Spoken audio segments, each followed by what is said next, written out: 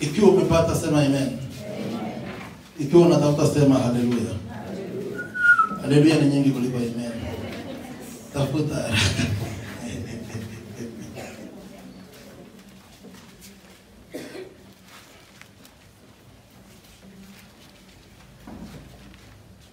Samueli wa pili 11:14 hadi 15.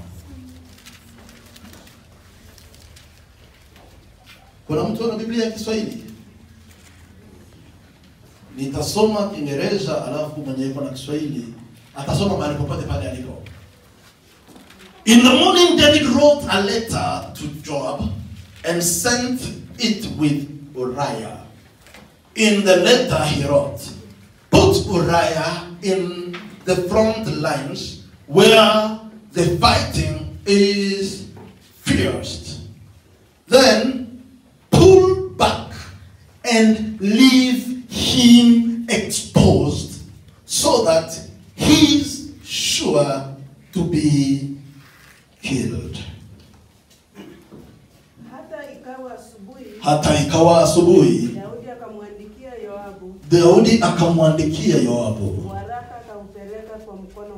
waraka akaupeleka kwa mkono wa Uria.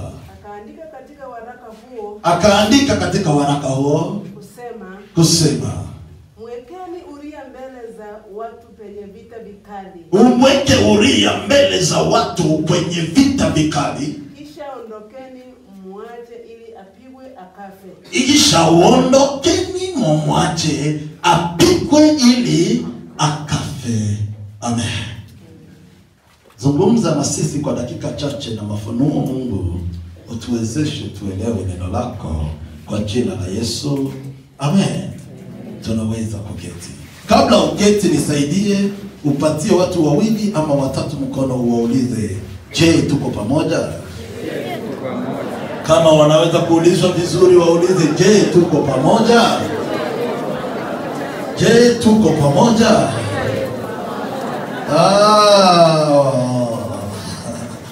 Somo yetu ya jioni ya leo inasema, je, tuko pamoja? Are we still together? That is our topic today.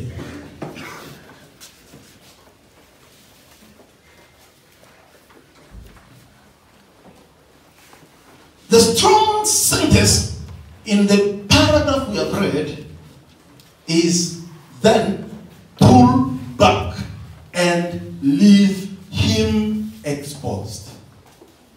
Inasema, halafu murudi nyuma mukamwache ili kwamba akapigwe akafa.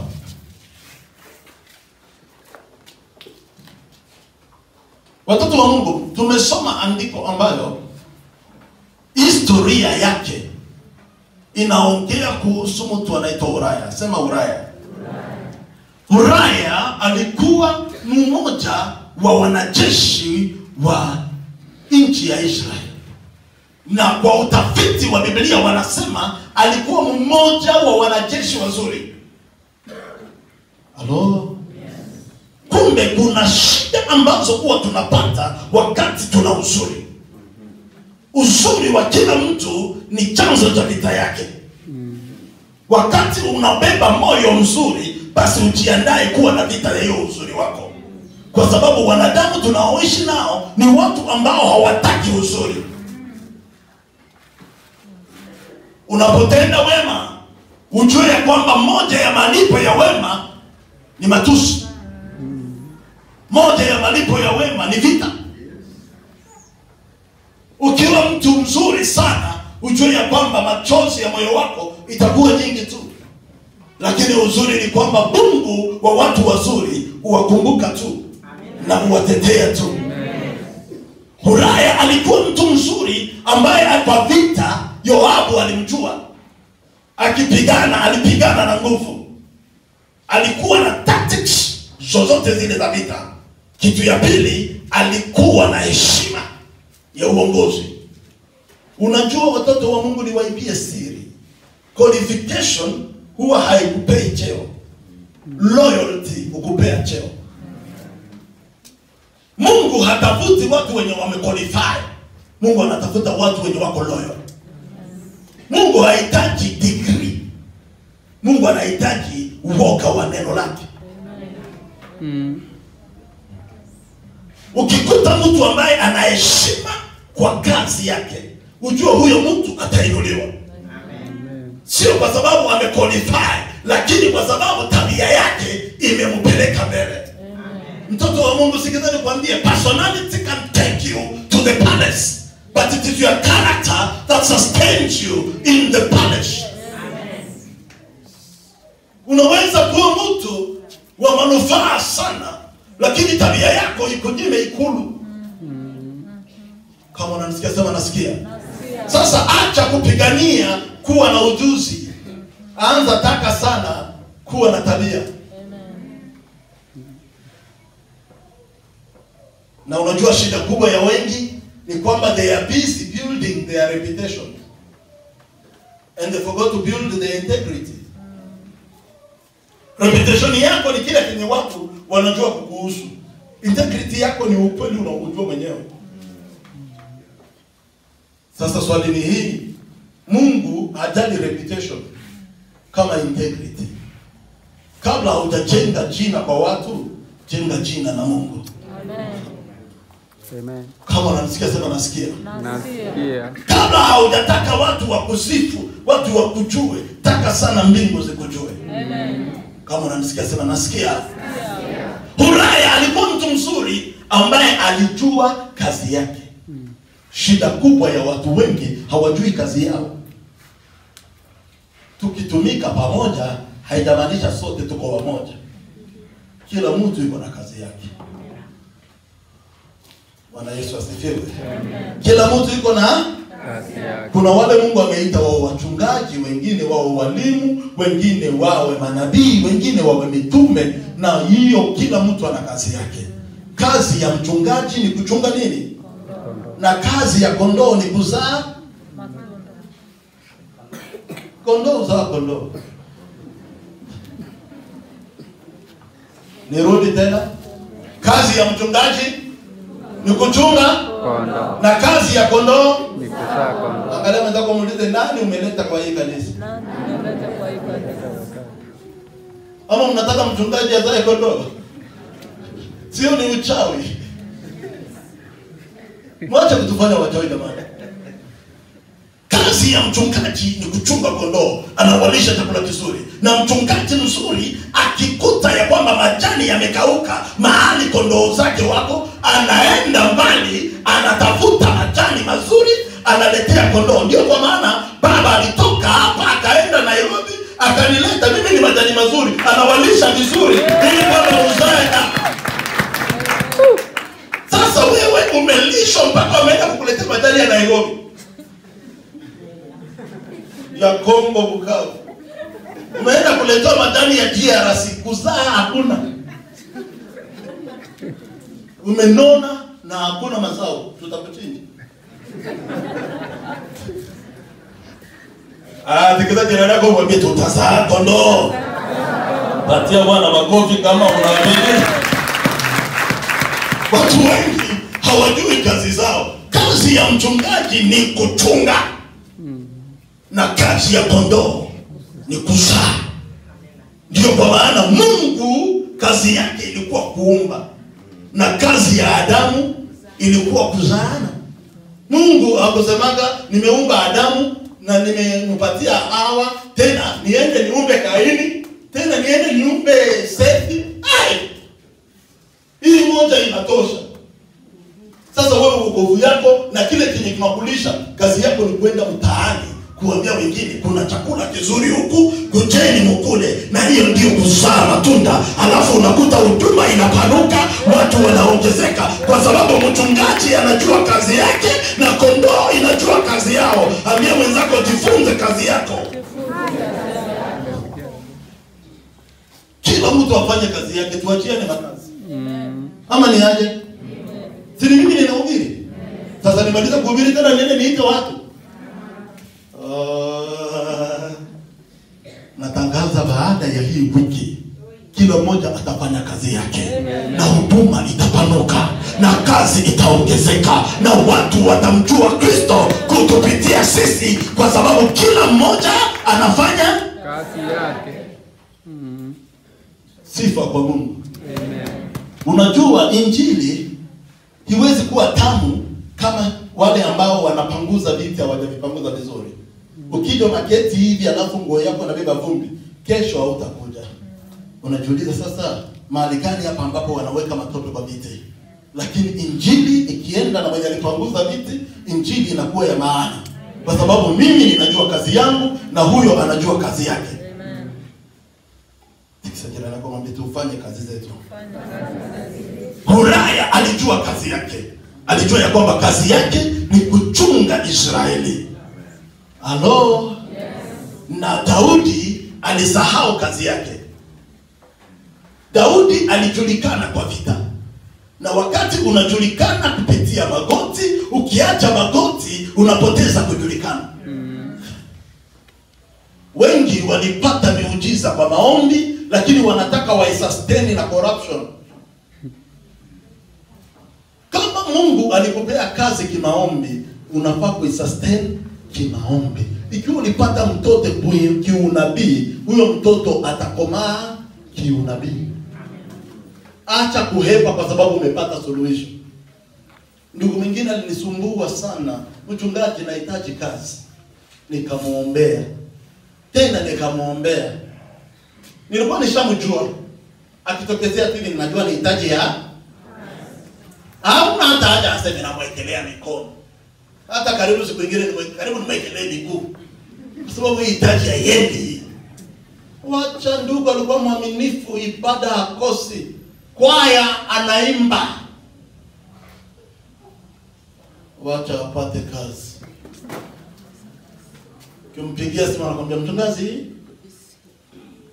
kazi iko nyingi. Tuko busy lakini tuko pamoja kiroho. Wewe pamoja kiroho. Dunia hii ni mwili. Ukituletea mambo ya roho utazikwa. Tuko pamoja kiroho mchungaji, usiogope. Mchungaji usiogope. Wewe hatuko pamoja, hatukuonaje.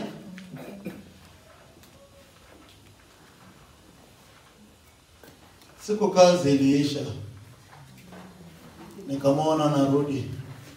Mchungaji, ni kama shetani alinijaribu kwa kuchukua kazi, lakini simama na mimi. Nikamwambia hii moja ninakaa. Kusimama sisimame. Hapa nitakaa. Simama na mimi, simama na mimi. Wewe simama na mimi.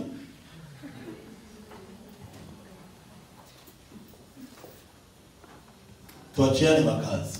Amen. Kama Mungu amekuita usimame na huduma. Acha kusikiza kenye watu wanasema. Amen. Simama na huduma. Hata kama watu hawakujui, simama na huduma. Hata kama watu hawakusifu, simama na huduma. Hata kama wanakuchekelea, simama na huduma. Hata kama wanakudharau, simama tu na huduma. Mungu mwenye huduma atalipa matokeo yake kwa muda wake.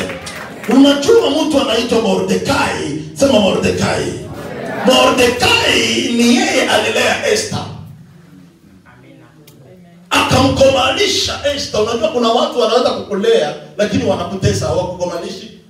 Mordekai akamkomalisha Esther na akamfunza strategies. Akamwambia unaitwa Hadasa, lakini utakapoenda huko jina yako utaficha. Utasema unaitwa Esther, hiyo wanaizoea. Kwa nini alimwambia utasema unaitwa Esther? Kwa sababu Esther inamaanisha star. Maana yake ni sharti ukisema wewe ni nyota, utakuwa nyota. Haleluya. Na ndio kwa maana alimficha, akamkomalisha, akamtuma. Na Esther alipoenda, Esther kuenda kwa nyumba ya governor. Esther alienda kwa ikulu.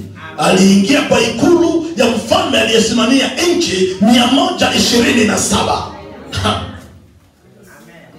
Kama haujui habari ya Esther, mfalme Ashwayo hakuwa anasimamia nchi moja, alikuwa anasimamia nchi 127. Ufalme wake ulikuwa unaanzia India India mpaka Ethiopia. Alikuwa akisimamia ufalme huo wote, na Esther akafanikiwa akaingia kwa ikulu. Lakini cha mshangao, wakati walifikiria kazi yenye Mordekai atafanya, wakamweka kwa mlango.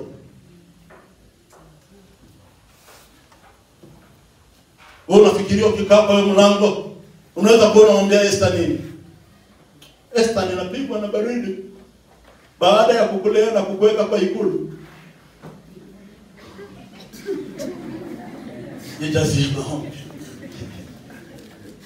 Lakini Mordekai alichukua hiyo kazi.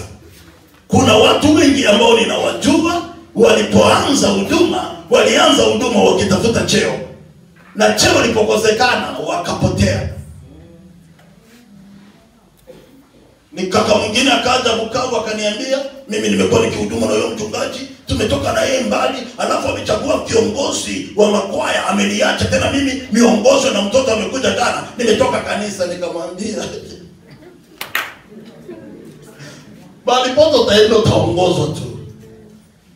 Halo? Sasa wewe kubali na ushukuru kwa ile Mungu amekupea, kwa sababu hiyo ndio chanzo ya kuinuliwa. Wanaokubali madogo na kuwa uaminifu kwa madogo, kwa makubwa Mungu atawafanya pia, kwa sababu watakuwa waaminifu. Kama unanisikia sema nasikia. Mordekai hakupigana, alikubali mahali aliwekwa. Biblia inasema akakaa kwa malango, na pale kwa malango siku moja watu waliokuwa wanafanya kazi na yeye kwa malango wakafanya shauri ya kumfanya nini?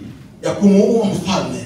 Na Mordekai akasikia, akaenda akaambia mfalme. Sikiza nikwambie, Mordekai angelikuwa kama wewe, asikia watu wanafanya shauri ya kuua mfalme na Esther alimweka kwa mlango kama watchman, angelisema hapa sasa nitafunza Esther kitu, nitaacha hao waue mume wake, arudi chini, atajua ya kwamba madharau sio mazuri. Angalia jirani yako mwambie acha roho mbaya. Lakini Mordekai hakuhesabu uwema wa Esther, kwa sababu alijua sio mimi niliinua Esther, ni Mungu wa Esther aliyeinua Esther. Nilikuwa njia tu ya kumfanikisha, lakini ni Mungu ndiye anainuaga. Sasa wewe hata kujisemesha kila siku maneno ya laana, hata katata akakupata wazazi, nikakalea nikakatuma Nairobi na akanikumbukaje katakufa kibaya, akaenda kufa.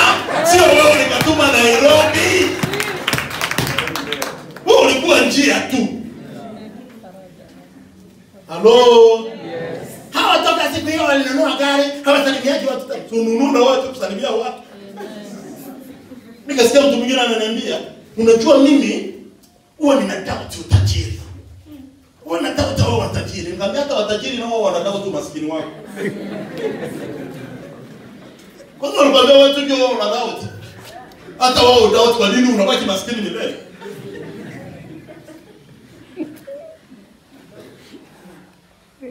Halo? Yes.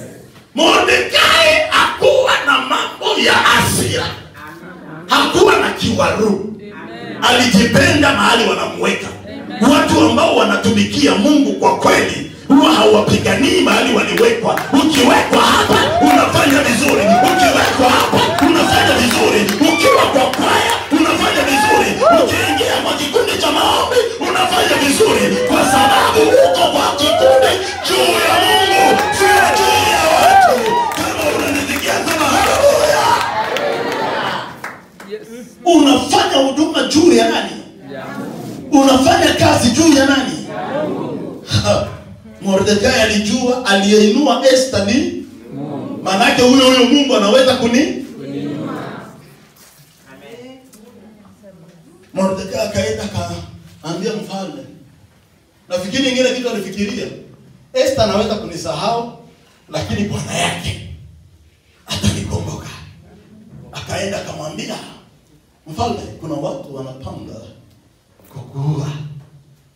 Mfalme akamwambia wewe, Ayushua ndio. Walipofanya uchunguzi wakakutana ni wakaua wale watu wawili. Maana yake maneno aliyosema ilikuwa na nguvu. Baada ya kuua wale wawili, mfalme akamwacha kwenye lango.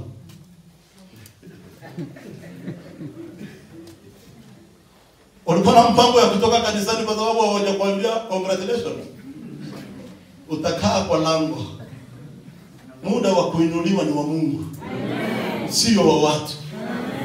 Niliwaambia mimi kwa maisha yangu nimefukuza tu mtu mmoja kanisani. Alikuwa anacheza keyboard. Alinisumbua sana. Alikuwa anacheza keyboard. Kama siko kanisani anacheza vibaya.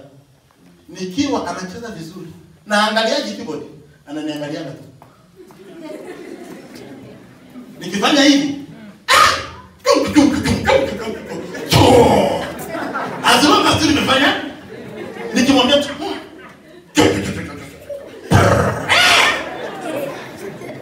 Sio wewe. Nikajiuliza huyu ndugu hata akienda kwa keyboard anasimama mahali anakaa hivi. Ninakaa hapo. Keyboard iko huko lakini ananiangalia tu. Nikasema huyu ndugu siku moja atanifanya nikuwe Mungu huyu. Anataka nimsifu sana. Siku moja nikamwita nikamwambia ndugu yangu, sina mtu mwingine wa kutuchezea keyboard. Lakini heri tukose wa kucheza keyboard. Lakini wewe usiwahi cheza tena hapo. Akaniuliza kwa nini? Nikamwambia sitaki nikukoseshe mbingu. Unakutaka kufanya huduma juu yangu. Sasa ninakutuma uende mahali siko ili kwamba ufanye huduma juu ya Mungu. Wewe unakuja kufanya huduma juu yangu. Ijapokuwa hata mimi ninakuja kufanya huduma. Sasa siwezi kuwa mimi mwenyewe ninakuja kufanya huduma na wewe unataka kunifanyia huduma. Tafuta mahali pengine. Kama wa drum set alikuwa ananiangalia kitendo. Anaangalia huyo Mungu mwenye ninaangalia. Kama unanisikia sema nasikia. Toa macho yako kwa watu. Kwa sababu watu hawana cha kukulipa. Wachungaji hatuna cha kukulipa. Hatuna cha kukupatia. Mungu aonaye kwa siri ni yeye ujibu kwa wazi.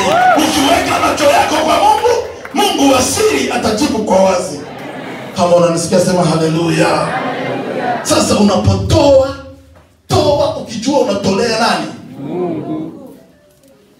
Unapofanya huduma, fanya huduma ukijua unafanyia nani? Mungu. Mordekai akashangaa, amepiga swata kwa Esther, amepiga swata kwa mfalme. Kesho yake Biblia inasema akarudi kwa mlango bado. Hakuogopa kusema wamenivunja moyo, sitaenda huko tena. Akarudi kwa nafasi yake. Amen. Mungu ulipa wale ambao baada ya kuvunjika moyo walirudi kwa nafasi yao. Amen. Baada ya kuambiwa wewe unafanyaga nini, bado walirudi kwa nafasi yao. Amen. Baada ya kuambia you are good for nothing in this place, yet they are still doing what they believe God called them to do. Kama unafanya kile Mungu alikuita ufanye, maneno ya watu isikuvunje moyo, endelea kukifanya. Kama unanisikia sema haleluya. Oh, nilitaka nikupatie shauri dadangu. Ushauri, wewe na mimi sote tunatumikiaga Mungu. Acha Mungu wa mbinguni anisaidie.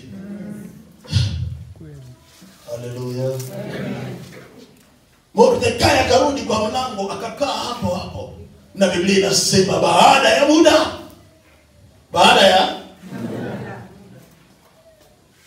Siku moja mtu anaitwa Hamani akapita.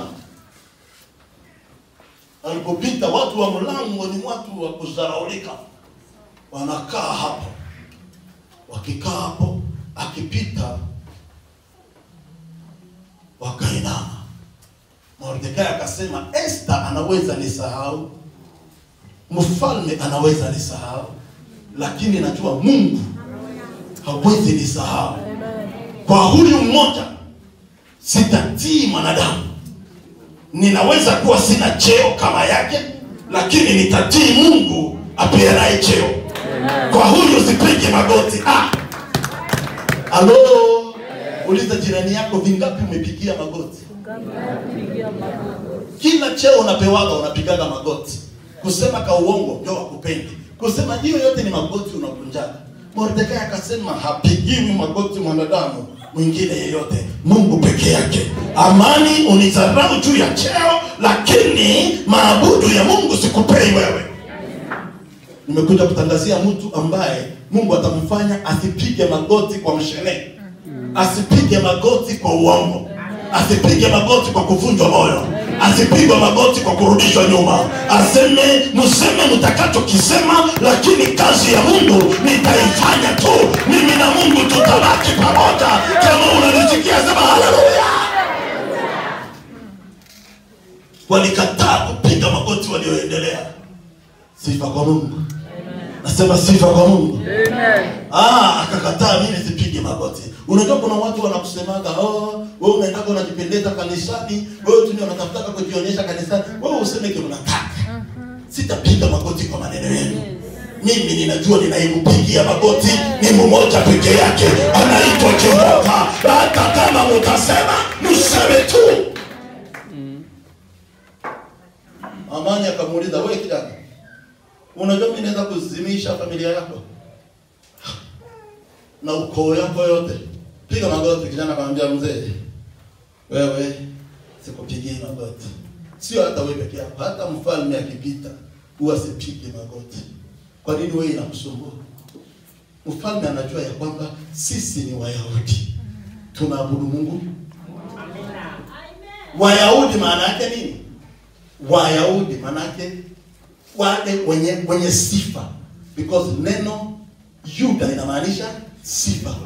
Maana yake sisi watu wenye tunajua kumsifu Mungu huwa hatuwasifu watu. Kama unanisikia sema haleluya. Haleluya. Huyu jamaa kaenda akaambia mke wake, madam, kuna kajamaa kananisumbua, munitayarishie mti ya urefu 50 nitamweka hapa. Na habari ikatoka, mfalme akaruhusu Amani afanye kenye anataka, na Amani akaandaa habari ya kwamba Wayahudi wote watauawa. Na hiyo siku ambayo aliandaa habari ikafikia watu wote wa nyumba ya Wayahudi. Lakini Mordekai hakuenda kwa Esther, akabaki na msimamo wake wa kuabudu Mungu bado. Na hiyo siku ambayo ilibidi habari zianze, asubuhi Amani anaenda kuomba mfalme ruhusa amtundike nani? Mordekai. Alipoenda kumbe usiku, mfalme hakupata usingizi, kwa sababu huyu mtu anaitwa Mordekai alipokataa kusifiwa na watu, Mungu akamsifu. Mfalme akakosa usingizi. Nilikuwa nafunza hao watoto wangu siku nyingine, nikawaambia pesa sio baraka, baraka ndio pesa. Amen. Ndio kwa maana Yakobo wakati walipombariki, baba yake alikuwa na utajiri, lakini alikimbia na fimbo tu. Alienda na fimbo peke yake, akaacha utajiri. Sasa nini ndio baraka? Wamemwambia wamembariki, kisha wakamwambia aende, akaacha utajiri. Kumbe sio utajiri ndio baraka. Huyu mwenye hajapewa baraka akaachwa utajiri, huyu mwenye amepewa baraka akakimbia. Sikiza nikwambie, Michael Jackson, umeshasikia hiyo jina? Michael Jackson alikuwa na ndoto mbili. Ndoto yake ya kwanza ilikuwa kwa muziki inaitwa pop, akuwe mwanamuziki mkubwa duniani, na akawa. Ndoto yake ya pili alitaka awe binadamu wa kwanza kwa kizazi hiki kuishi miaka 150. Akakufa na 50.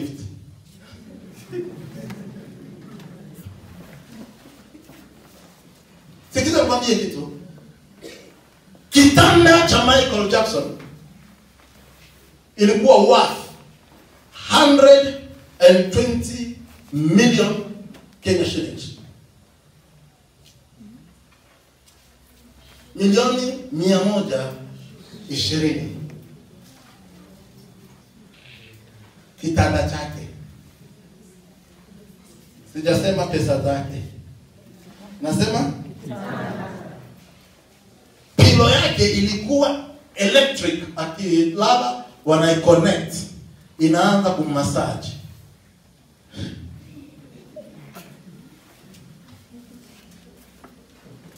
Hello. Lakini ripoti ya maisha yake inasema muda mwingi wa maisha yake alikuwa anakosa usingizi. Alikuwa anapana insomnia, anakosa usingizi mpaka anapiga simu kwa daktari kumwambia nimesumbuka sijasinzia. Daktari anamwambia geuza pilo ama connect kwa stima level fulani tuone kama itakusaidia usingizi. Bado asubuhi anaamka kupata usingizi. Lakini Biblia inasema wakati hiki kibutu kinaitwa Yakobo kiliondoka kwa baba yake, kilipotembea jioni kikachoka, kikaona jiwe. Amina. Kilipoona jiwe kikaweka kichwa yake juu ya jiwe, hapo hapo usingizi ukaja. Wewe unalalia pilo ya millions, unakosa usingizi. Huyu analalia jiwe, anapata usingizi, na usingizi yake ni ya ndoto ambayo anaota mbingu zimefunguka na malaika wanashuka wakipanda, kwa sababu pesa sio baraka, baraka ndio pesa. Naongea na mtu hapa. Angalia jirani yako, mwambie wewe ni mbarikiwa. Ambia mwenzako, mwambie utake usitake wewe ni mbarikiwa. Patia Bwana makofi mazuri. Biblia yangu inaniambia wazi ya kwamba alipolala hapo akaota vizuri. Na Michael Jackson anakosa usingizi. Kwa sababu sio pesa huleta usingizi, ni baraka huleta usingizi. Biblia inasema kwa kitabu cha Mithali ya kwamba anawapea wale wapendao usingizi mzuri, na kutangazia umebarikiwa wewe. Hata kama unalala kwa mattress ndogo, lakini unalala. Kuna wale wenye wanakosaga usingizi na wanalala juu hivi, lakini usingizi no, kwa sababu pesa sio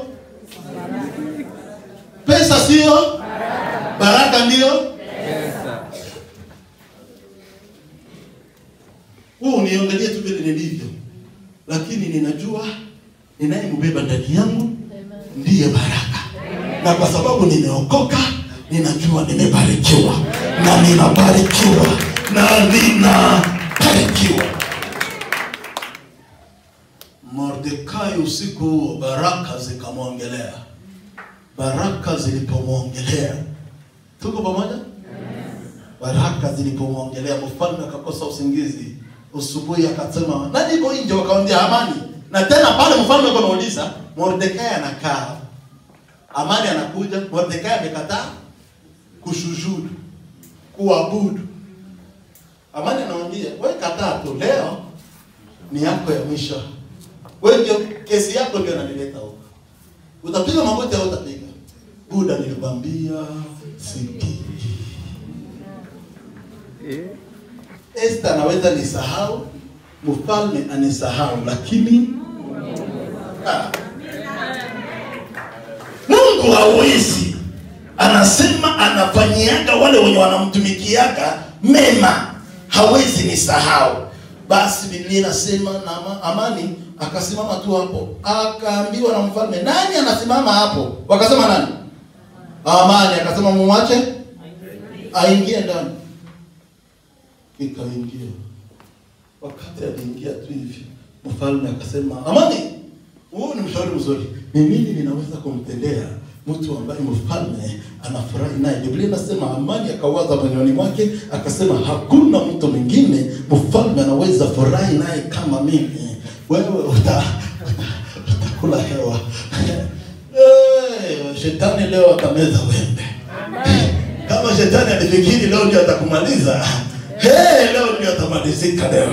Nimekuja kukutangazia adui zako hawawezake mathematics. Kama kuna kitu inashindaga adui zako ni hesabu. Pale kichape hesabu, kuna mtu anataka kutendewa mema hapa, kio kinajua tu kinajaa wivu. Unajua ubaya watu wa wivu, wakikuongelea wanaongeaga mpaka wajui kama waishaanza kuongea mazuri. Unasema nini kumhusu huyo? Mr. peke yako. Wivu. Leo watameza wewe. Nasema leo watameza wewe. Ni nani anaweza kuwa na wivu juu ya yule anamtumikia Mungu? Ukiwa na wivu juu ya mwenye anamtumikia Mungu, Mungu akimheshimu anakuaibisha. Halo. Sisi nimemwambia Biblia inasema ukinitumikia baba yangu, maana yake heshima yako ni aibu ya adui yangu. Akasema najua ni nini.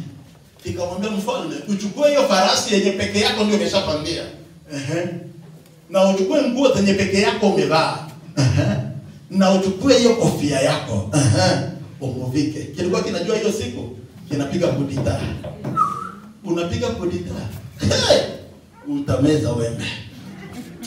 Mfalme akamwambia, fanya hivi, ufanye yale yote uliyoyasema bila kupunguza hata moja. Ufanyie Mordekai. Haleluya! Mungu ambaye sio Esther, Mungu ambaye sio mfalme, ataamurisha watu leo wakukumbuke. Waliokusahau, Mungu itawaamurisha wakukumbuke. Waliokutupilia, Mungu iwakumbushe wakukumbuke. Kwa nikisema haleluya.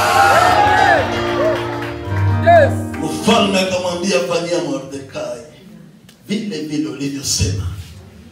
Ulikuwa umpandishe juu ya mti, utampandisha juu ya farasi. Natangaza leo wakupandishe mahali ya wakutarajia. Nasema wakupandishe mahali ya wakutarajia. Unapomtumikia Mungu kwa roho na kweli, adui zako wakupandishe ngazi ambazo haukuzitarajia. Kama unaamini sema haleluya. Biblia yangu inaniambia wakampandisha na mfalme akangojea ripoti. Nafikiri hakukuwa siku ngumu ya maneno ya Hamani kama hiyo. Hamani ndio kina shout kama kijinga kienda wazimu.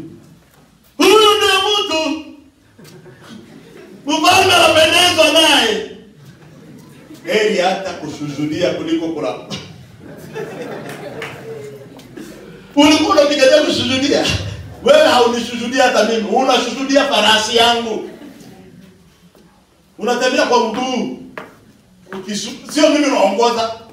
Unaongoza farasi. Mungu awaibishe leo. Amen. Nasema Mungu awaibishe leo. Wanaopanga njama za maanguko yako, Mungu awaibishe leo. Wanaopanga njama za kukumaliza, Mungu awaibishe leo. Kama unaamini sema haleluya. Alipomrudisha huyo ndugu akafanyiwa hivyo, na kesho yake akarudi wapi? Wewe tu tukikupatia kasifa kadogo kanisa utaacha, na ukirudi unaanza salimia watu na maringo. Usiseme mimi, unajua mimi na deal na bishop.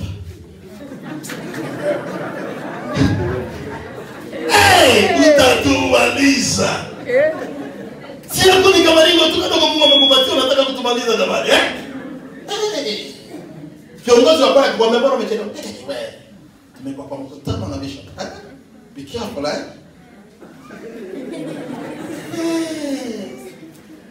Zamani Mordekai alipandishwa juu ya farasi ya ufalme, lakini kesho yake akakubali kurudi wapi? Usijiinue na atasema umeinuliwa. Haleluya. Angalau nataka kumwambia kwa mpole. Wewe tumikia Mungu kwa haki na kweli. Kwa muda usiotarajia atakuinua. Haleluya. Akarudi kwa geti akakaa hapo. Kumbe ni nini?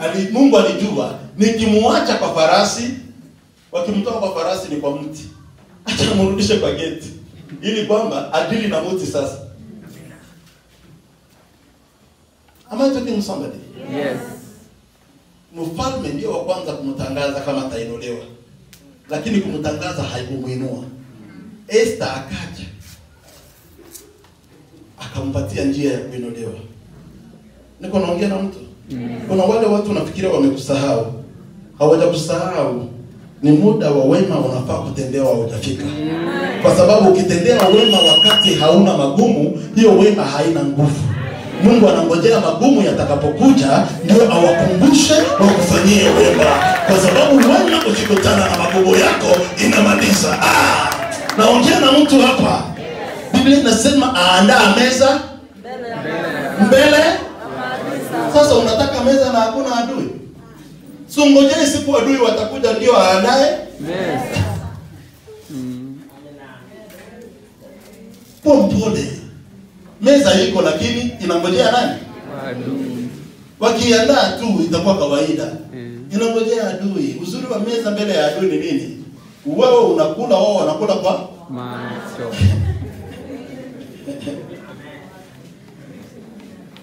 Haleluya. Biblia yangu iko wazi. Mordekai akarudi hapo. Mtumishi mzuri wa Mungu ni yule ambaye baada ya Mungu kumuonyesha ya kwamba anaweza kumuinua, bado anabaki mwaminifu. Niliwaambia huyo ndugu ambaye huwa ninakuja naye kila siku, ukitoka nje utakutana bodyguard wake anakaa tu kwa gari. Lakini kazi yake ni kubeba Biblia yangu na kuirudisha. Atakuwa hapa wiki hii, ataibeba bado na irudishe, lakini mimi sina bodyguard. Yeye yawezekana ndiye.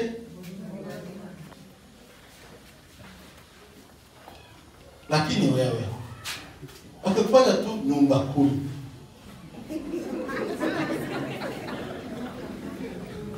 Sasa mchungaji jamani unataka nyumba 10 hapa tupunguza vipi jamani? Jamani heshima. Unataka tuheshimie? Wewe kwa nyumba 10 sio ngoja uko nyumba 20. Angalia jirani yako mwambie kwa mpole. Mungu atakuinua lakini usilinge. Kwa mpole. Patia huyu Bwana makofi mazuri. Kwa mpole wewe. Fanyia Mungu kazi. Kuna watu ni majitu katika uongozi wa nchi, lakini kazi yao ni kupanguza viti. Halo? Nasema kazi yao ni kupanguza viti kanisani, kwa sababu wanajua hivi viti watakavyoketia aliyeniajiri ndiye amewaajiri. Katika ufalme wa Mungu hakuna vyeo vya kushangaza, ni yeye ndiye boss, sote ni wafanyakazi. Kama unanisikia sema amen. Mordekai alikaa hapo, na baada ya kutoka hapo historia ilibadilika. Nataka tu nikwambie kitu moja. Hamani aliporudi kwake akaambia mke wake, nina hasira sana. Mke wake akamuuliza kwa nini? Akamwambia kwa sababu huyo mtu nilienda kuomba ruhusa ya kuua. Wamefanya nini? Wamemfanya leo aniaibishe. Mke wake akamwambia, ikiwa huyo mtu ambaye unapigana naye ni Myahudi, maana yake prepare for your downfall. Inamaanisha nini? Kuna watu duniani ukipigana nao umeshashindwa. Kuna aina fulani ya watu ukipingana nao maana unakufa. Ni kama unajichimbia kaburi. Kwa sababu wao ni mti ya kutereza. Hauwezi kuipanda. Angalia jirani yako mwambie mimi ukipigana na mimi sio mimi nitakwambia nini kitakupata. Halo? Wale waliojitoa kwa kazi ya Mungu, ukipigana na wao unapigana na mwenye kazi, na ukipigana na mwenye kazi matokeo yako wazi. Eti unakosaka usingizi kwa sababu kuna mtu alitembea kwa mabati yako. Nani? Kwani mimi nitumikie Mungu na nijichunge? Halo? Mimi nitumikie Mungu na nijichunge? Situachane na kazi. Kazi yangu kumfanyia nini?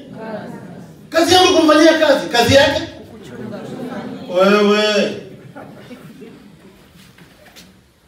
Mimi namfanyia kazi na yeye. Ananichunga. Angalau nataka kumwambia mimi nitamtumikia. Matokeo ni yale yale. Na kutangazia maisha marefu.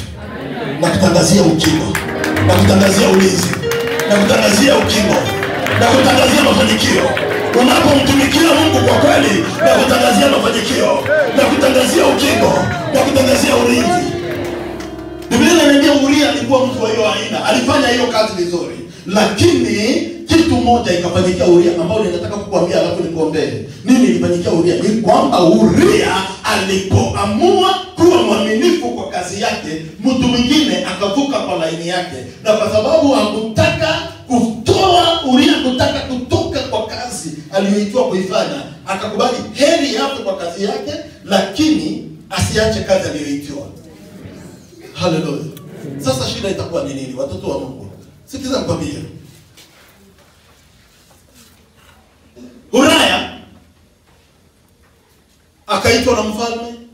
Mfalme akataka kumcheza kichwa ili kwamba amwangushie mzigo ya dhambi ambayo amefanya. Unajua kuna watu wengi wako na hiyo tabia. Yeye ndiye alifanya dhambi, lakini anataka kukuangushia dhambi yake. Kama Mungu amekuita kuwa mwimbaji, Mungu atakuita ukuwe wa kuteta watu. Wewe imba tu. Mwenye kuteta akitaka kukuletea kuteta, sikiza nikwambie siri.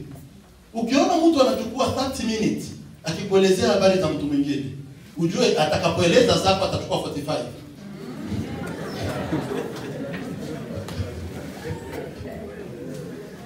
Enjoy tu. Unajua kile unapoona enjoy habari za wengine? Kabisa? Kai.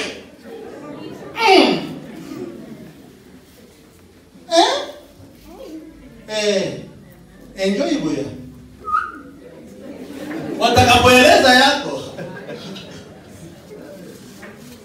utalia.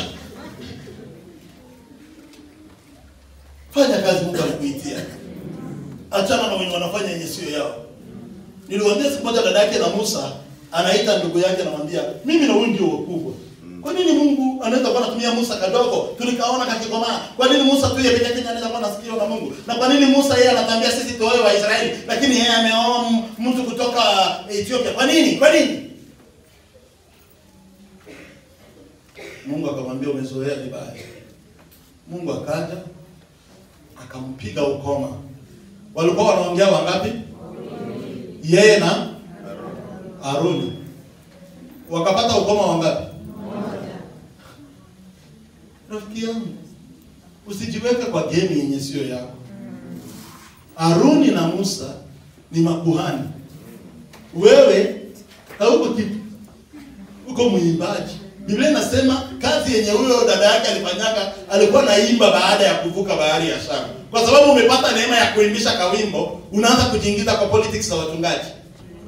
Mimi kwa kweli kabisa na alifanya hivyo. Fungua hiyo macho vizuri. Itaanguka.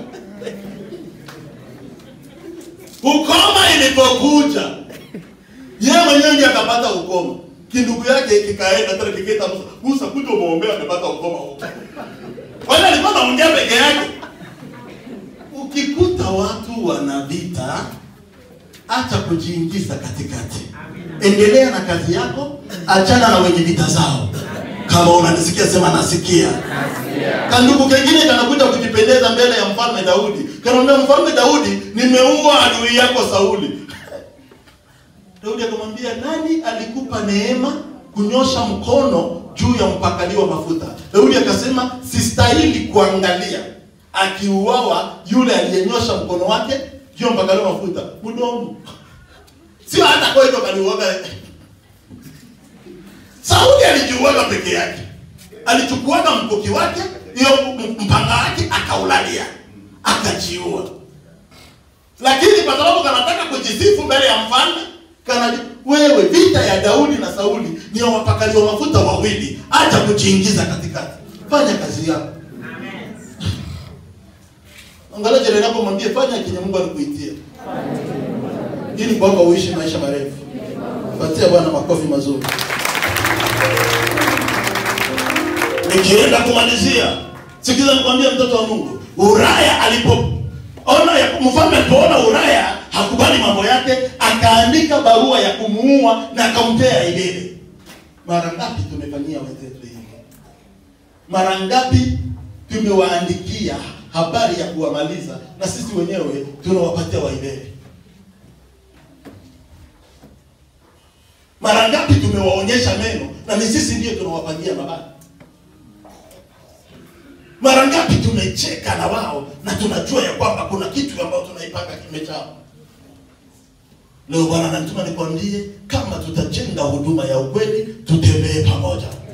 Tutembee pamoja. Nasema tutembee pamoja.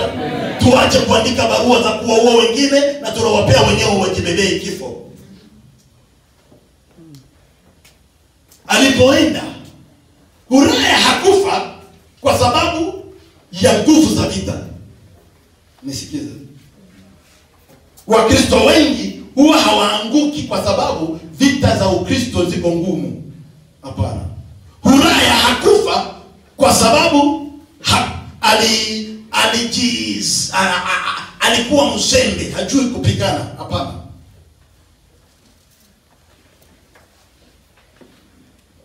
Uraya hakufa kwa sababu hakuwa na tactics za kazi ya vita. Hapana. Uraya alikufa kwa sababu ya kitu moja. Aliamini wameenda wote, kumbe wengine wamejitoa, wakamwacha peke yake. Mara ngapi tumeua wengi? Mara ngapi tulifikiria sote tumeenda kwa huduma pamoja, kumbe kwa njia ulijitoa? Mara ngapi mchungaji alifikiria maono haya tunayabeba sote, kumbe njiani ulijitoa? Damu ya hiyo huduma itaulizwa kwa kichwa chako. Damu ya mafanikio ya hiyo maono itaulizwa kwa kichwa chako, kwa sababu ilitarajiwa tunaenda sote, kumbe tuli-expose. Wakristo ndio wako na bidii sana kuongea vibaya juu ya Wakristo wengine.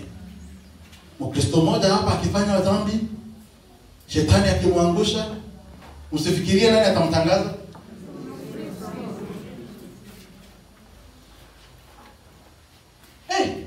Ni sharti tuchunge nyumba ya Mungu.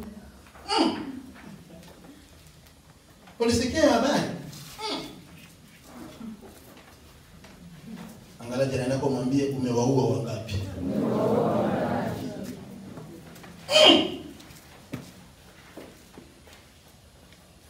Kama mko mnaona nini nyinyi? Mko mnafikiria nini? Na unaanza ka habari na watu wanaanza kukasikiza. Kumbe habari yako ni ya kuwafanya wale wote wanaposikia wafanye nini? Wakirudi nyuma, mwenye anabeba maono anakuwa exposed. Na akiwa exposed, nguvu zinamwisha. Uraya hakuuawa kwa sababu hakujua kupigana, lakini aliamini vita ni ya wote, kumbe wamemwachia vita peke yake. Mara ngapi tumeacha vita ya huduma peke yake? Tuliamini ujenzi ni yetu pamoja, lakini tulifika mahali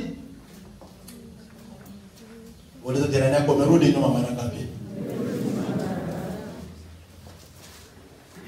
Wiki hii Bwana ametuma nikwambie, wale ambao hawatalipishwa damu ya huduma ni wale ambao walitembea nayo mpaka mwisho. Wale ambao hawatalipishwa damu ya wenzao wa Kristo ni wale ambao hawakuwa expose mbele ya shetani.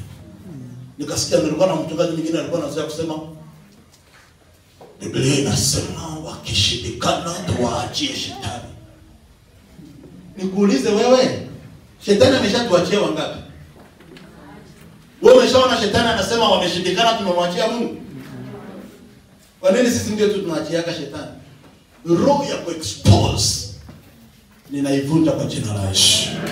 Wakristo wengi wako hapa, mioyo yao ilivunjika kwa sababu walipotembea na wengine wakawa expose.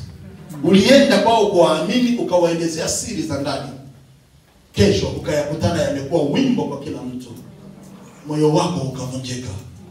Nataka kukutangazia ni muda wa kupona.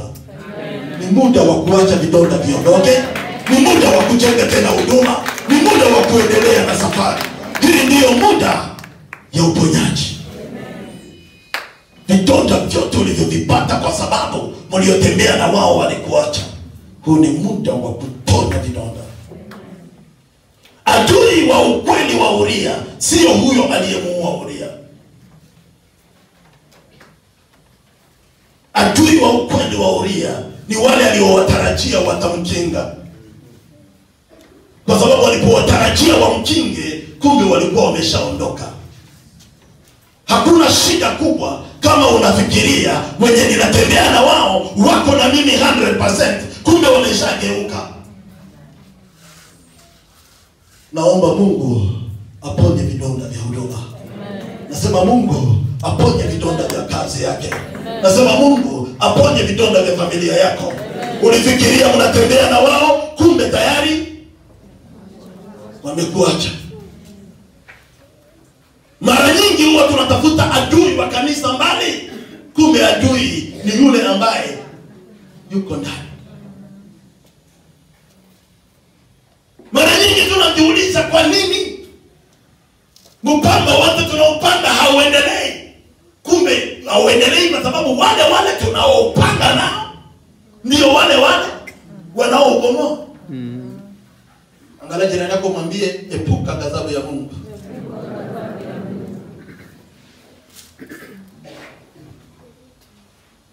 Inabidi ukumbuke kwamba Uria alikuwa na skills nzuri.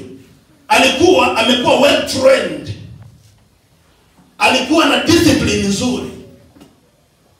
Alikuwa mmoja wa wanajeshi ambao Daudi aliwapenda na kuamini. Lakini ingawaje alikuwa na hizo zote, hakukuwa na uwezo ya kupigana peke yake. Alihitaji wengine ndio wapigane. Hata kama ningelibeba maono ya aina gani, ninakuhitaji ili kwamba maono yatimilike. Hata kama Mungu angenipatia ufunuo na upako wa aina gani, ninakuhitaji ili kwamba maono yatimilike. Sasa angalia jirani yako, mwambie tuungane. Angalia jirani yako, mwambie tuungane. Ujuzi wako na wangu pamoja tunaweza. Kama unaamini, patia Bwana makofi mazuri. Wanajeshi wenye nguvu wamekufa kwa huduma kwa sababu tuliwaachilia wakaenda peke yao. Wangapi wameumia kwa sababu walifikiria tunapigana pamoja, kumbe tuliwaacha. Leo Bwana anataka nikwambie, umoja ndio nguvu. Narudia, Bwana anataka nikwambie, kwa huduma umoja ndio nguvu. Narudia tena nikwambie, mtoto wa Mungu, kama umewaza magawanyiko, sio kwa huduma ya Mungu, kwa sababu Bwana wa kazi atalipisha kama kadiri ya vile ulivyofanya. Bwana amekuita kwa kizazi hiki kwa sababu ya kazi yake. Mordekai akamwambia Esther, usipotuokoa, Mungu ataleta njia nyingine ya ukombozi, lakini wewe na familia yako mtaangamia. Watoto wa Mungu, Bwana amekuita kwa huduma hii kwa muda kama huu kwa sababu ya kipekee. Usiruhusu chochote kile kikufanya pull back. There is no time to pull back. It is time to go forward. I say it is time to go forward.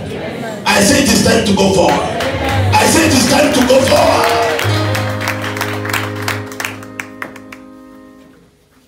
Inamisha kichwa chako tuombe.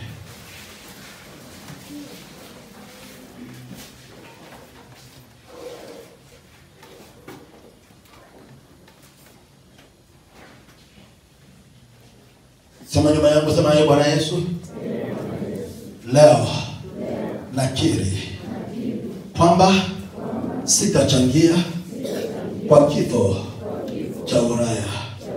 Kutoka leo natangaza ya kwamba ndugu yangu nitamkinga, huduma nitaikinga, kazi ya Mungu nitaifunika. Sitaruhusu kubomoa, kuua huduma ulioikufia. Bwana, sitaacha mbeba maono kwenda peke yake. Tutatembea pamoja, tutakuwa pamoja, na pamoja tutashinda. Ninaamini mimi sitachangia kwa kifo cha huduma, sitachangia kwa kifo cha uraya.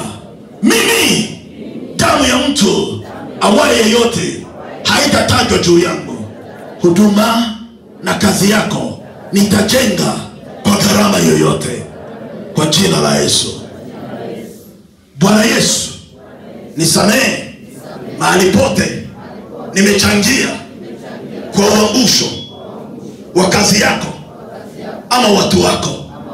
Pahali pote nimechangia kwa kifo cha uraya, leo natubu, nisamehe, nioshe, nisafishe, nirudishe upya.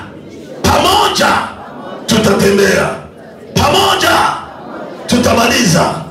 Lolote unalitaka tutalifanya kwa umoja na kwa pamoja. Patia Bwana makofi mazuri.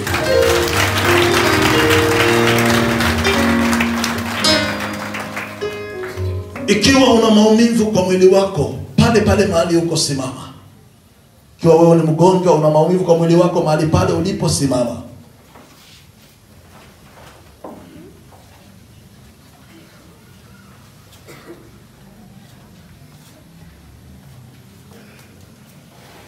Weka mkono mahali unaumwa, na kama ni mahali nyingi, weka mkono kwa kichwa.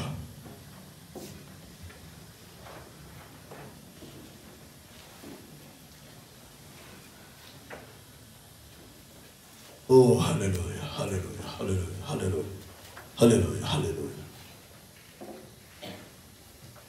Mungu ninayemtumikia, Baba uliyeniita, Mungu wa miujiza, Mungu wa ajabu, Mungu wa ishara na Mungu wa matendo ya kipekee.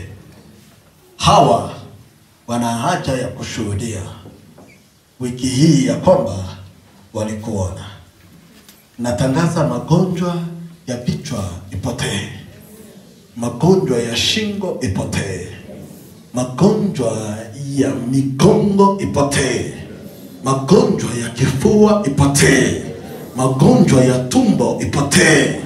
Natangaza magonjwa ya mifupa ipotee, magonjwa ya mikono ipotee, maumivu ya miguu ipotee, magoti itiwe nguvu. Natangaza waliochoka na mioyo wapate nguvu. Natangaza walioteseka na sukari warejeshewe tena nguvu. Natangaza walioenewa na high blood pressure, low blood pressure wawekwe nguvu tena. Natangaza saa hizi diabetes ipotee, kansa ipotee, HIV ipotee, magonjwa yote waliokuwa nayo yapotee. Kwa dakika hii natembeza nguvu zako za uponyaji hapa. Kila dada apokee uponyaji, kila kaka apokee uponyaji, kila mama apokee uponyaji, kila baba apokee uponyaji, watoto wapokee uponyaji, na wote wapokee uponyaji.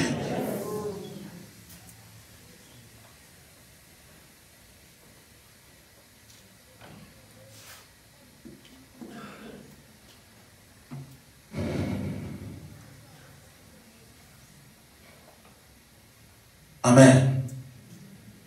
Jisikize sasa mwili wako. Tumali tu uko, jisikize kama bado ungalo na kama mgongo, jisikize tu. Kama ni tumbo, jisikize tu. Kama ni kichwa, jisikize. Kama ni mwili, mifupa, jisikize tu mara moja. Jisikize mahali uko, kwa sababu uponyaji umekuja kwako. Uponyaji umekuja kwako. Oh, ikiwa unasikia mzuri, wewe ikiwa unasikia vizuri, patia Bwana makofi. Manake umesikia vizuri, unaweza kuketi. Ikiwa uko hapa na hujaokoka, ungelitaka kupatia Yesu Kristo maisha yako, kila mmoja funga macho yako. Ikiwa uko hapa na hujaokoka, ungelitaka kupatia Yesu Kristo maisha yako, inua mkono ni kuongoza kwa Kristo. Ama uko hapa unataka kuokoka, inua mkono yako tu mahali uko, inua mkono yako mahali uko, inua mkono yako. Asante. Asante. Ama uko hapa na uli backslide na ulitaka kumrudia Kristo, inua mkono mahali uko ili kwamba neema ya Mungu ikurudia. Asante, asante, asante. Ya mikono yote ambayo imeinuka huko nyuma, Na wale ambao tumefunga macho, tuombe pamoja nao, usema Bwana Yesu, ni mwenye dhambi, naja kwako, natubu leo, naomba unisamehe. Kutoka leo, vuta jina langu kwa kitabu cha mauti, andika jina langu kwa kitabu cha uzima. Nimekataa shetani na mambo yake. Toka leo nimeokoka na nimebadilika. Asante Kristo kwa kuniosha, kwa kunisafisha na kwa kunitakasa. Kwa jina la Yesu, amen. Baba, ninaombea wote ambao wamekuja kwako leo, mikono yote iliyonyoshwa uipokee, uwapatie wokovu kamilifu, na Roho wako wajae. Tembea na huduma, tembea na watoto wako. Na wale wote ambao mioyo yao ilikuwa imevunjika kutokufanya kazi yako, warudishie tena amani. Ninawabariki watoto wako kwa jina la Yesu, amen.